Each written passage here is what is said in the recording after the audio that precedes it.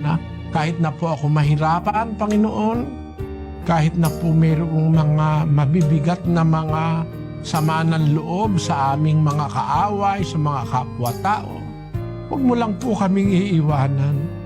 At nangangako kaming hanggang sa katapusan, aming ipagpapatuloy ang aming sinimulang pagkilala at paglilingkod sa iyo. Tulungan mo lang po kami, Ama. Huwag tayong mag-atubili pag meron tayong gustong malutas na suliranin, meron tayong problema, meron tayong kahirapang dinaraanan sa buhay, lumapit tayo sa Diyos. At meron pong Diyos na nakikinig ng panalangin kung susunod tayo sa Kanyang mga kautusan.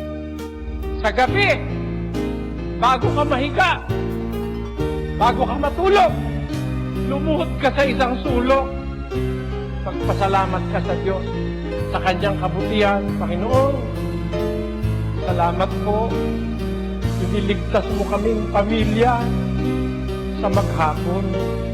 Salamat po sa mga biyayang natanggap namin. Salamat sa iyong pag-iingat. Sana ingatan mo kaming patuloy sa magdamag. Alalahanin mo ang aking asawa at mga anak. Sana po, iligtas mo sila sa mabibigat na karamdaman.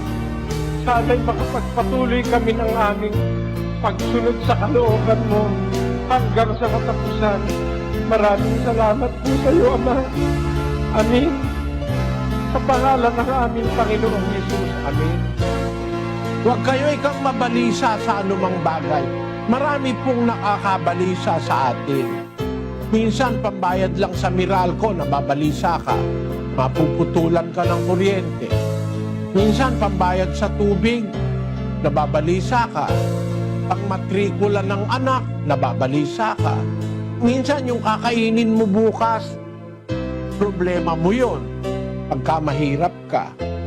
Ang sabi ng salita ng Diyos, huwag kayong mabalisa sa anumang bagay. Ipakilala ninyo ang inyong mga kahilingan sa Diyos.